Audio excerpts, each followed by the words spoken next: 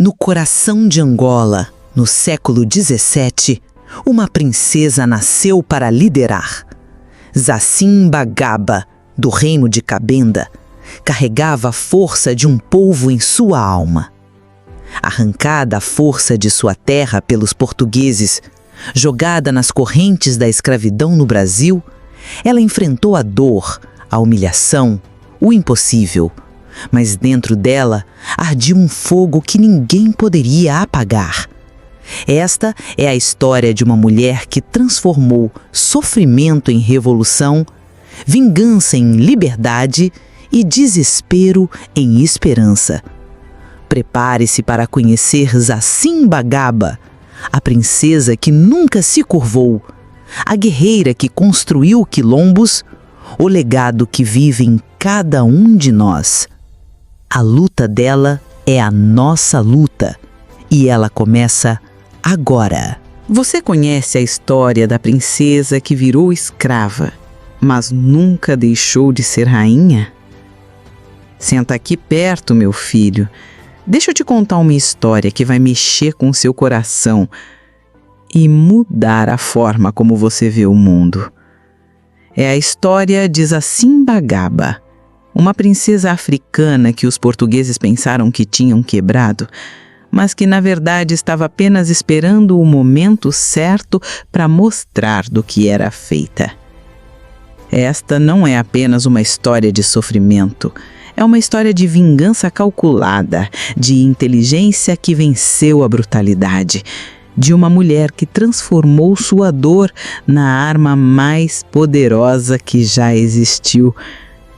Zacimbagaba foi uma princesa do reino de Cabinda, na atual Angola, pertencente ao povo Uoio. No século XVII, ela foi capturada durante as invasões portuguesas e trazida como escravizada para o Brasil, mais precisamente para São Mateus, no Espírito Santo. Mesmo escravizada, manteve sua postura altiva. Foi vendida ao fazendeiro português José Trancoso, que a torturou e violentou, mas Zacimba não se curvou. Porque não importava a situação por fora, dentro dela morava uma princesa, e princesas não se rendem. Com inteligência e paciência, ela planejou sua vingança. Agora você vai saber como foi a vingança implacável de Zacimbagaba e como ela liderou seu povo contra a escravidão.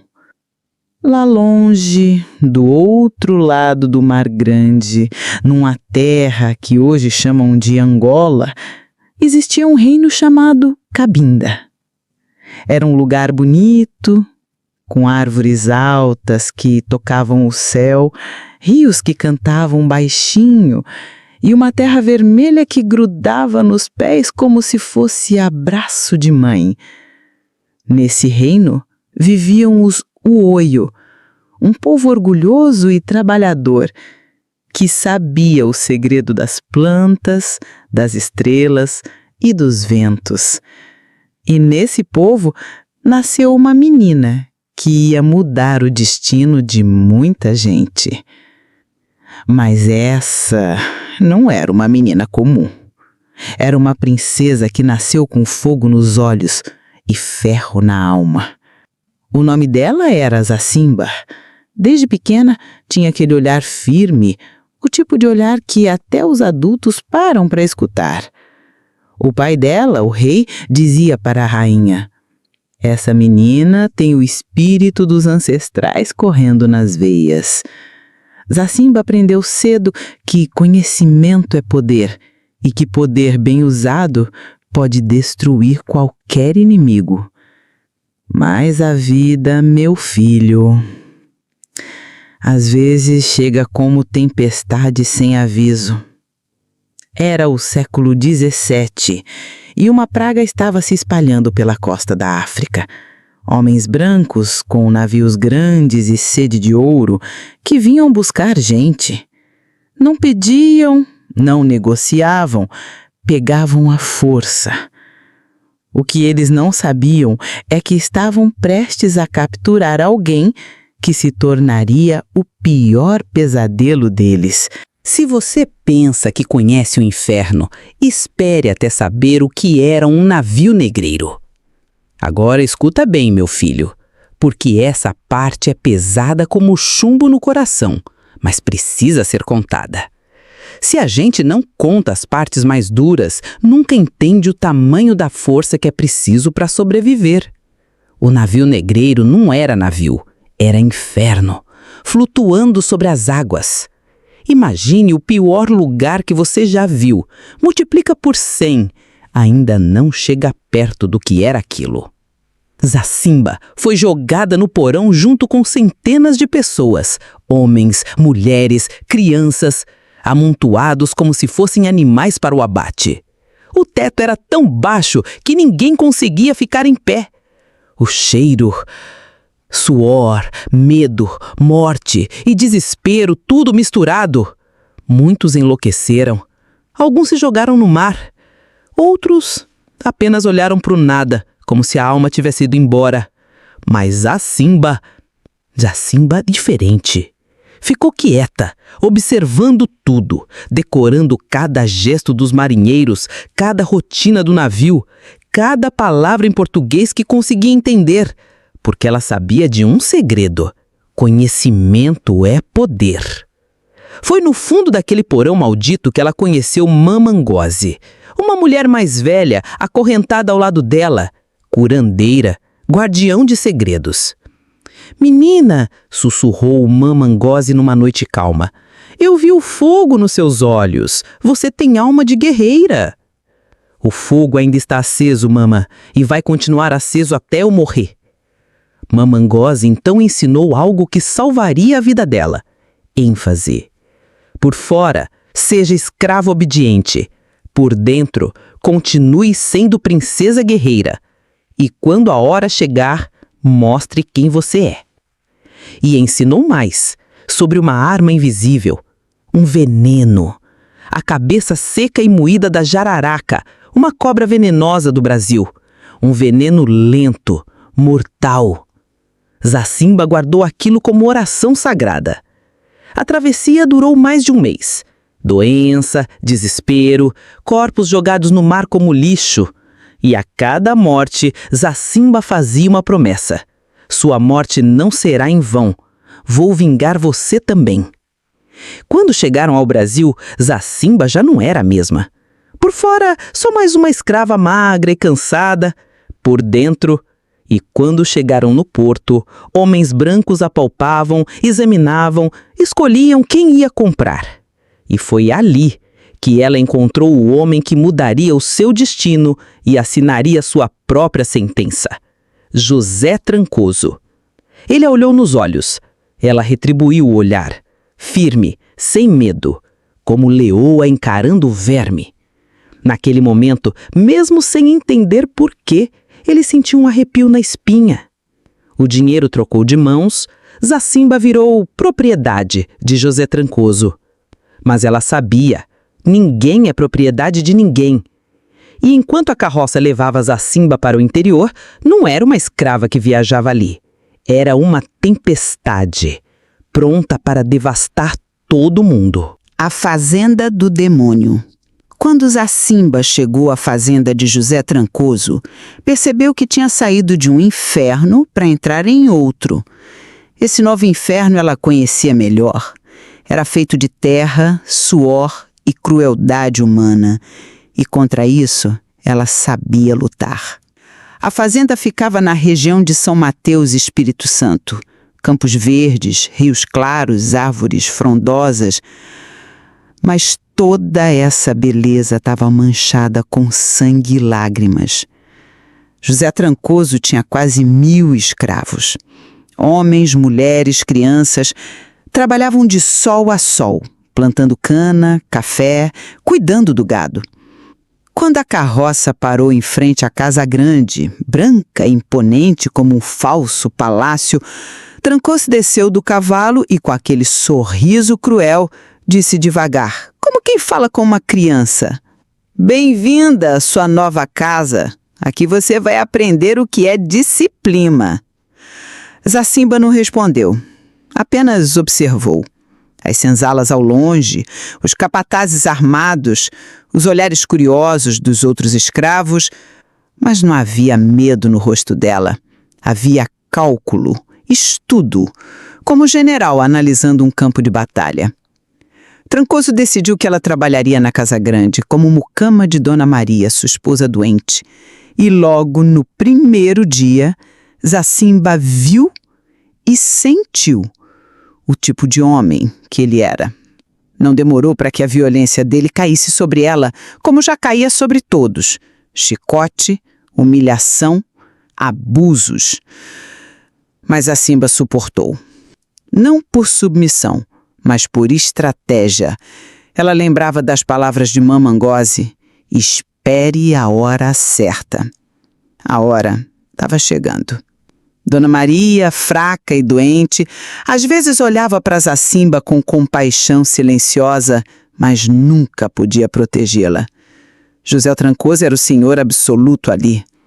Até que uma noite que não vale a pena descrever em detalhes, porque o peso dela poderia esmagar a alma de quem ouve, José Trancoso cruzou a última linha.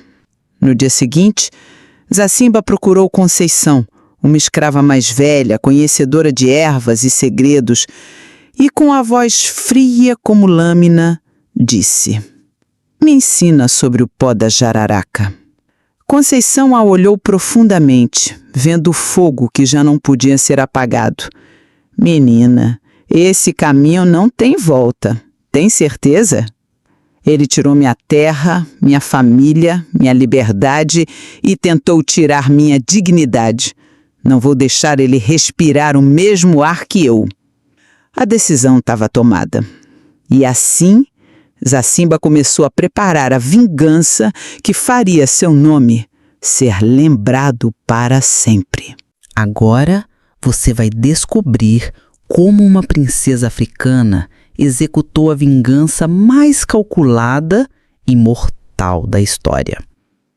Depois daquela noite terrível, Zacimba sabia que não podia mais esperar. José Trancoso tinha cruzado o limite. Ele acreditava ser intocável, mas não conhecia a força de uma mulher com sangue real correndo nas veias. Na madrugada seguinte, ela foi até a horta escondida atrás da senzala, onde Conceição cuidava de plantas medicinais. Mama, me ensina sobre o pó que você falou, o pó da jararaca. Conceição a fitou com atenção. No olhar de Zacimba havia algo assustador e ao mesmo tempo digno de orgulho. A chama dos guerreiros prontos para destruir o inimigo. Menina, esse caminho muda quem você é. Tem certeza absoluta? Ele me tirou tudo. Não vou deixar que viva para se gabar disso. Nas semanas seguintes, Conceição transmitia um conhecimento ancestral. O segredo passava de geração em geração desde muito antes de qualquer português pisar na África. A jararaca era parente das serpentes que elas conheciam de sua terra natal. Quando morta e preparada da forma correta, sua cabeça seca podia ser moída até virar um pó fino, sem cheiro, que matava devagar. É veneno paciente, dizia Conceição. Doses pequenas misturadas na comida. A pessoa vai adoecendo aos poucos, sem saber o motivo. E sofre muito. Vai sofrer? Perguntou Zacimba sem tremor na voz. Vai sofrer, como a gente sofre, todo dia. O primeiro desafio era conseguir a cobra. Zacimba estudou seus hábitos, aprendeu onde se escondia e esperou 3 semanas. Quando encontrou uma do tamanho certo, às margens do riacho, matou-a com um golpe certeiro de pedra. A preparação foi feita em segredo absoluto. Uma lua nova, um pó amarelado guardado numa pequena cabaça amarrado junto à perna dela, escondido sob a saia. Agora vem a parte mais difícil, menina. Você vai servir ele, sorrir para ele enquanto mata aos poucos. O plano começou numa manhã de segunda-feira. José Trancoso gostava de café forte com açúcar mascavo. Zacimba colocou uma pitada do pó no açucareiro, mexeu com cuidado e serviu. "Que café gostoso hoje!" disse ele satisfeito. "Sempre faço com maior cuidado, senhor. 2 vezes por semana, sempre pequenas doses. No primeiro mês, dores de cabeça. No segundo, emagrecimento e pele amarelada. No terceiro, pesadelos." José Trancoso dizia para todos: "Tem alguém querendo me matar." Ele estava certo. Só não sabia que a assassina era a mulher que lhe servia o café toda manhã. No 6º mês, já irreconhecível, chamou Zacimba para ficar no quarto porque tinha medo de dormir sozinho. Ela ficou, observando o homem definhar. "Me perdoa pelo que eu fiz com você", sussurrou ele. "Eu perdoo, senhor. Deus perdoa tudo." 7 meses depois, José Trancoso estava morto. Oficialmente, de doença. Na verdade, vítima da vingança perfeita. Com José Trancoso morto e enterrado, você poderia pensar que a história acabou, mas estaria muito enganado. A morte dele foi apenas a faísca que incendiaria uma revolução. Matar um homem é uma coisa, libertar um povo inteiro é outra. E Zacimba queria muito mais do que vingança pessoal. Nos dias seguintes ao funeral, algo mudou na fazenda. Os escravos olhavam para ela de forma diferente. Não era mais compaixão, era respeito, reconhecimento. Mesmo sem ela contar o que tinha feito, eles sabiam. Os oprimidos sempre sabem quando a justiça foi feita. Conceição perguntou numa noite: "Como você fez?" "Fez o que tinha que ser feito, mas isso foi só o começo." A fazenda, sem dono, virou terreno fértil para a mudança. Dona Maria estava doente e sem força para comandar. Os capatazes relaxaram. E Zacimba sabia. Aquele era o momento perfeito. Mas revolução sem planejamento é suicídio. Era preciso estratégia, aliados e disciplina. Reuniões secretas começaram, com mulheres, homens, crianças e até escravos mais velhos que conheciam cada canto da propriedade. A gente não vai fazer uma revolta burra. Vamos agir com um exército, porque isto é guerra. Primeiro, ela foi atrás dos capatazes negros, homens que haviam chicoteado seus próprios irmãos para agradar o senhor branco. O mais temido deles, Benedito, foi confrontado. Quantos dos seus irmãos você já matou para servir um homem que te desprezava? Ele tentou silenciá-la, mas a voz tremia e, pela primeira vez, ouviu a verdade. José Trancoso morreu apodrecendo, com medo dos espíritos dos escravos que matou. E você, Benedito, quando morrer, acha que esses espíritos vão te perdoar? Aquela conversa mudou tudo. Benedito escolheu ficar ao lado dela. Com ele vieram outros capatazes e as informações mais preciosas: número de armas, rotas de fuga, pontos fracos das fazendas vizinhas. Zacimba percebeu que não precisava libertar apenas a sua fazenda. Poderia libertar toda a região, criar um território livre onde nenhum homem branco colocaria os pés para escravizar alguém. Podemos fazer deste lugar um lar para todos que nasceram respirando liberdade. A esperança brilhou nos olhos de todos. Mas esperança sem organização não passa de sonho. Zacimba dividiu o povo em grupos, um para conseguir armas, outro para levar mensagens às outras fazendas e o grupo principal, liderado por ela, para definir a estratégia militar. Não vamos atacar como animais feridos, vamos atacar como exército treinado. O plano era simples e mortal. Primeiro, tomar o controle da fazenda. Depois, libertar as propriedades vizinhas e reunir todos numa fortaleza natural nas matas do Riacho Doce. A data escolhida, uma sexta-feira de lua nova, a mesma fase em que Zacimba começara a envenenar José Trancoso. Mas havia um traidor entre eles, um escravo leal aos brancos que decidiu entregar tudo às autoridades. Na véspera da revolta, ele correu até a cidade e contou tudo. O delegado organizou soldados e fazendeiros armados para atacar a fazenda antes do amanhecer. Mas eles não sabiam que Zacimba já havia sentido o cheiro da traição, e o que viria a seguir entraria para a história como a emboscada perfeita. Era madrugada. O silêncio da noite só era quebrado pelo som distante dos grilos e do vento passando pelas árvores. Mas Zacimba sabia, não era uma noite comum. A lua nova deixava tudo mais escuro, perfeito para desaparecer na mata e perfeito para atacar. Um dos jovens vigias correu até ela, ofegante. "Eles estão vindo, minha rainha, mais de 20 homens, todos armados." "Então, vamos recebê-los como merecem." O plano já estava traçado. A estrada que levava à fazenda passava por um corredor natural de árvores, estreito e coberto. Um lugar onde ninguém poderia correr nem escapar de uma emboscada. Zacimba colocou os arqueiros improvisados, homens com arcos feitos de madeira de ipê e flechas envenenadas com extratos de plantas, no alto das árvores. Os mais fortes ficaram escondidos entre os troncos, prontos para fechar a passagem. E no meio do caminho, ela mesma, com um facão afiado, esperando o momento certo. O som dos cascos de cavalo se aproximava.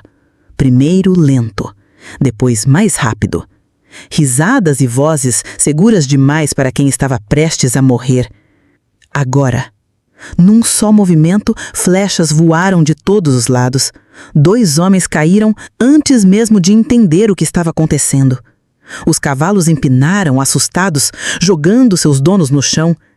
Gritos, correria, mas não havia para onde correr. Os homens de Zacimba surgiam das sombras como fantasmas, armados com facões, lanças e pedaços de ferro. Cada golpe era certeiro, cada passo calculado. O delegado tentou reagir, mas uma flecha cravou no ombro, caiu, gritando e foi arrastado para longe. "Não matem todos", gritou Zacimba. "Deixem alguns vivos para levar o recado." E o recado era simples. A escravidão ali tinha acabado. Em menos de 15 minutos, o que era para ser uma captura virou um massacre. O sangue corria pela estrada, misturado à lama. Os sobreviventes correram de volta à cidade, espalhando histórias de um ataque liderado por uma mulher negra, de olhar de fogo e voz de comando. Naquela noite, mais de 100 escravos foram libertos e levados para o acampamento escondido no Riacho Doce. E pela primeira vez, Zacimba sentiu o gosto verdadeiro da liberdade. Mas ela sabia, a luta ainda estava longe do fim. 6 meses depois da vitória na Fazenda Fantasma, o quilombo de Zaquimbagaba já não era apenas um esconderijo. Era uma nação livre, no coração de uma terra ainda acorrentada. Mais de 5.000 pessoas viviam ali. Africanos libertos, indígenas que fugiram das missões, portugueses pobres que abandonaram os ricos, até soldados que trocaram o uniforme pelo direito de lutar do lado certo da história. Todos tinham uma única líder, a princesa que provou que era possível vencer o sistema mais cruel do mundo. O quilombo não era feito só de cabanas e fogueiras. Era uma fortaleza, pontes móveis que podiam sumir em minutos, trincheiras escondidas sob folhas secas, torres de observação no alto das árvores. Mas a fortaleza mais forte era feita de lealdade, de amor à liberdade e de ódio à escravidão. Cada pessoa aqui vale mais que 1000 soldados do governador, dizia Zakimba nas assembleias noturnas. Eles lutam por dinheiro. Nós lutamos por nossas vidas. Durante aqueles meses, ela não esperou o inimigo. Foi até eles. Seus guerreiros, os leões da liberdade, atacavam de noite, sempre com rotas de fuga planejadas, libertavam os escravos, tomavam armas e comida, mas nunca matavam quem se rendia. Não somos bandidos, somos soldados da liberdade, e soldados da liberdade não matam por prazer. Em 6 meses, mais de 20 fazendas foram libertadas, mas a cada vitória crescia também a raiva dos portugueses. O governador furioso gritava aos fazendeiros: "Se não pararmos essa mulher agora, cada escravo do Brasil vai seguir o exemplo dela." E ele estava certo. Em Salvador, no Rio, em São Paulo, o nome de Zakimba corria de boca em boca como promessa de tempestade. E a tempestade estava só começando. As vitórias do quilombo de Zacimba ecoavam como trovões pelas matas do Espírito Santo. Mas cada trovão atrai relâmpagos. E agora os portugueses vinham com tudo. Mais de 300 soldados marchavam pela mata, guiados por bandeirantes e caçadores de escravos. Vinham armados até os dentes, trazendo cães treinados para caçar gente. Zacimba sabia que o confronto seria inevitável, mas não mostrou medo. Reuniu todos na grande clareira e falou com a voz que mantinha um povo de pé. Eles querem nos cercar, querem nos apagar da história, mas nós vamos mostrar que liberdade não se apaga. Os grupos foram divididos. Arqueiros no alto das árvores, lanceiros prontos nos flancos. As mulheres, guardiãs das crianças, preparavam abrigos escondidos no interior da mata. Durante 3 dias, os sons dos tambores ecoou noite e dia. Não era música de festa, era música de guerra. Uma mensagem para o inimigo: estamos prontos. O cerco começou ao amanhecer. Mosquetes dispararam, a fumaça tomou a clareira. Zacimba, de lança em punho e olhar de fogo, avançou à frente do seu povo. Cada passo era uma declaração. Vocês podem ter armas, mas nós temos algo que vocês nunca terão. O primeiro ataque foi repelido com flechas e pedras lançadas de estilingue de couro cru. Os cães, assustados com barulho e fogo, fugiram para dentro da mata. Mas os portugueses insistiam. A cada investida, mais corpos tombavam, e cada corpo caído era levado pelos companheiros para que nenhum guerreiro fosse deixado para o inimigo. A batalha durou o dia inteiro. E quando a noite caiu, o quilombo ainda estava de pé. Mas Zacimba sabia que aquela noite seria apenas uma trégua. A guerra pela liberdade estava longe do fim.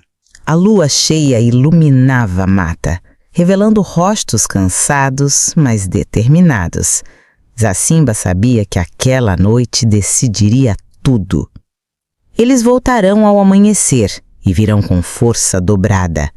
Então nós atacaremos antes. O plano era ousado. Dividir o exército em 3 grupos, cercar um acampamento português e atacar no escuro, usando o fogo como aliado. Antes de partir, Zacimba caminhou entre seu povo, tocou os ombros de cada guerreiro, olhou nos olhos e disse as mesmas palavras.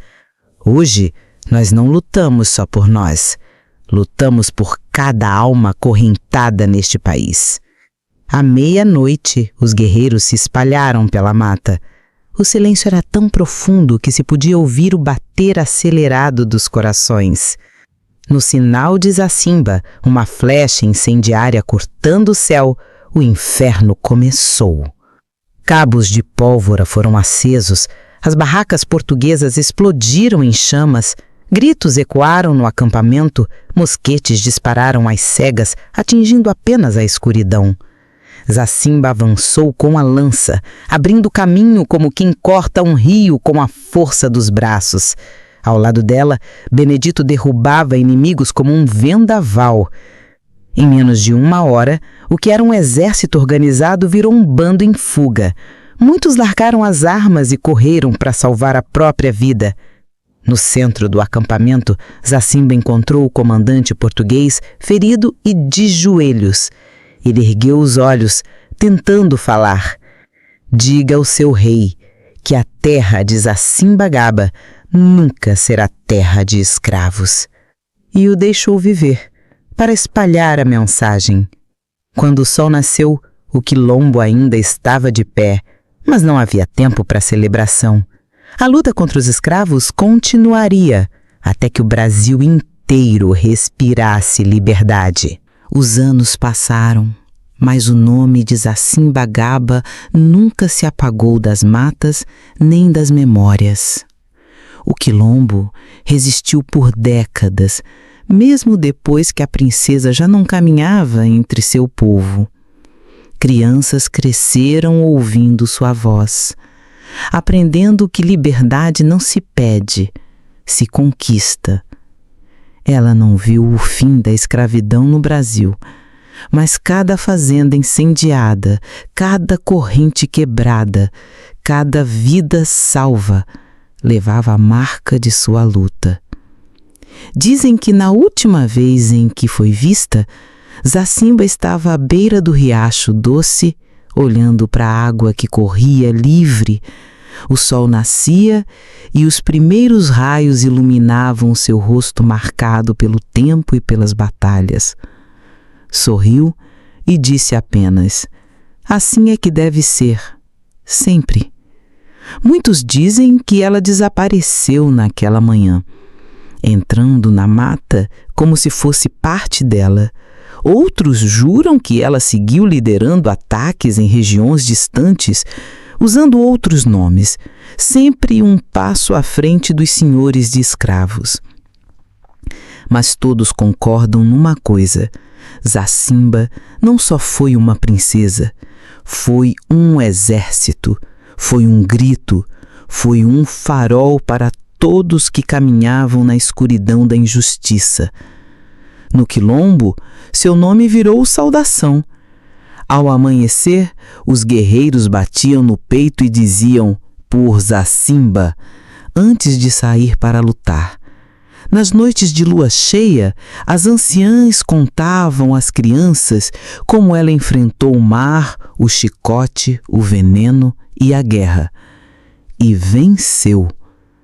Sua história viajou para além das matas do Espírito Santo. Escravos fugidos no Rio, na Bahia, em Pernambuco, repetiam seu nome como se fosse uma senha. E de alguma forma, isso lhes dava forças para continuar correndo, continuar lutando, continuar acreditando. Mesmo séculos depois, quando a escravidão foi oficialmente abolida, muitos ainda viviam acorrentados pela pobreza, pelo racismo, pela injustiça. E nesses momentos, lembrar de Zacimba-Gaba era lembrar que a luta não tinha acabado, porque liberdade não é um presente que alguém dá. Liberdade é um direito que se toma, mesmo que seja com sangue, suor e lágrimas. Zacimba provou que até o mais poderoso dos impérios pode cair quando enfrenta o coração indomável de um povo unido. E enquanto houver uma mulher negra erguendo a cabeça, um homem pobre defendendo o que é justo, uma criança sonhando com um amanhã sem correntes, Zasimba-Gaba estará viva. Que a história dela não seja apenas lembrada, mas seguida. A história de Zasimba-Gaba não é apenas sobre o passado, é sobre nós, aqui e agora. Ela nos ensinou que não importa onde tentem nos colocar, se no fundo do porão de um navio, numa senzala ou nas correntes invisíveis da desigualdade, nós ainda podemos resistir. Resistir significa não aceitar que o mundo continue como está, quando ele é injusto. Ela mostrou que inteligência pode vencer força bruta, que paciência pode ser a arma mais afiada, que coragem não é a ausência de medo, mas a decisão de agir apesar dele. Zasimba nos lembra que líderes não nascem apenas em palácios. Líderes podem nascer na dor, no sofrimento, na perda. O que define um líder é o que ele faz com a dor que recebe. Ela transformou feridas em força, transformou humilhação em estratégia, transformou escravos em soldados e soldados em vencedores. E a pergunta é: o que nós temos feito com as nossas dores? Guardamos para sofrer sozinhos? Ou usamos para construir algo que liberte outros? A luta continua. A escravidão acabou na lei, mas o espírito dela ainda tenta sobreviver em outras formas, no racismo, na pobreza extrema, na falta de oportunidades, no silêncio diante da injustiça. A luta de Zasimba-Gaba continua toda vez que alguém denuncia o preconceito, toda vez que uma mulher se recusa a abaixar a cabeça, toda vez que um jovem pobre acredita que pode estudar, crescer e mudar seu destino. A liberdade que ela sonhou não é só quebrar correntes de ferro, é quebrar correntes na mente, no coração, na alma. O quilombo que ela construiu pode ter ficado na mata, mas hoje os quilombos estão nas escolas, nas comunidades, nas ruas, nas famílias que se unem para resistir e proteger uns aos outros. E cada um de nós pode ser parte desse quilombo moderno. Basta escolher, todos os dias, lutar pelo que é certo.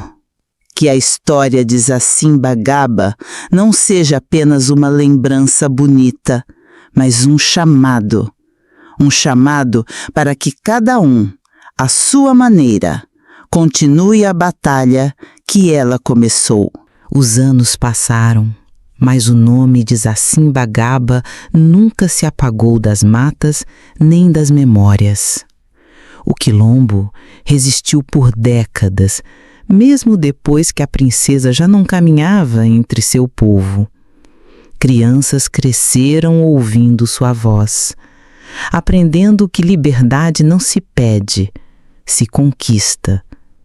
Ela não viu o fim da escravidão no Brasil, mas cada fazenda incendiada, cada corrente quebrada, cada vida salva, levava a marca de sua luta. Dizem que na última vez em que foi vista, Zasimba estava à beira do riacho doce, olhando para a água que corria livre. O sol nascia e os primeiros raios iluminavam seu rosto marcado pelo tempo e pelas batalhas. Sorriu e disse apenas: assim é que deve ser, sempre. Muitos dizem que ela desapareceu naquela manhã, entrando na mata como se fosse parte dela. Outros juram que ela seguiu liderando ataques em regiões distantes, usando outros nomes, sempre um passo à frente dos senhores de escravos. Mas todos concordam numa coisa: Zacimba não só foi uma princesa, foi um exército, foi um grito, foi um farol para todos que caminhavam na escuridão da injustiça. No quilombo, seu nome virou saudação. Ao amanhecer, os guerreiros batiam no peito e diziam, por Zacimba, antes de sair para lutar. Nas noites de lua cheia, as anciãs contavam às crianças como ela enfrentou o mar, o chicote, o veneno e a guerra. E venceu. Sua história viajou para além das matas do Espírito Santo. Escravos fugidos no Rio, na Bahia, em Pernambuco, repetiam seu nome como se fosse uma senha.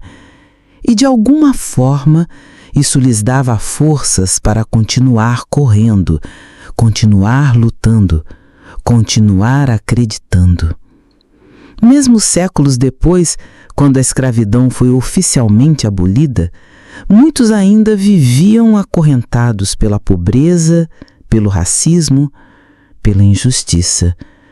E nesses momentos, lembrar de Zacimba Gaba era lembrar que a luta não tinha acabado. Porque liberdade não é um presente que alguém dá.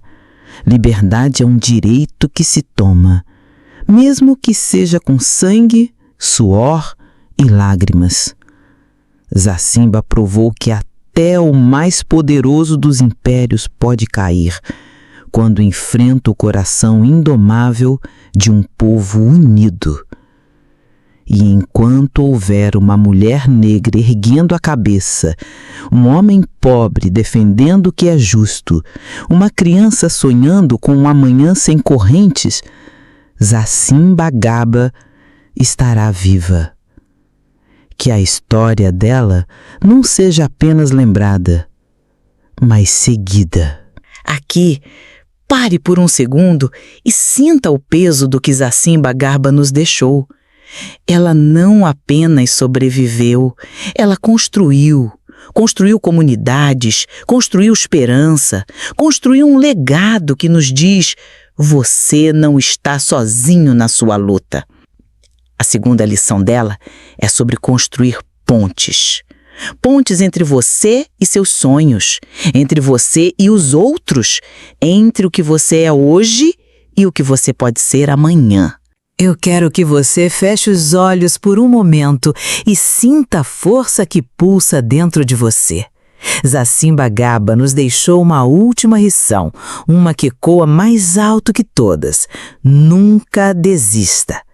Não importa o quão escura seja a noite, o quão pesado seja o fardo, o quão impossível pareça o caminho. Dentro de você há um guerreiro, uma guerreira que nasceu para vencer.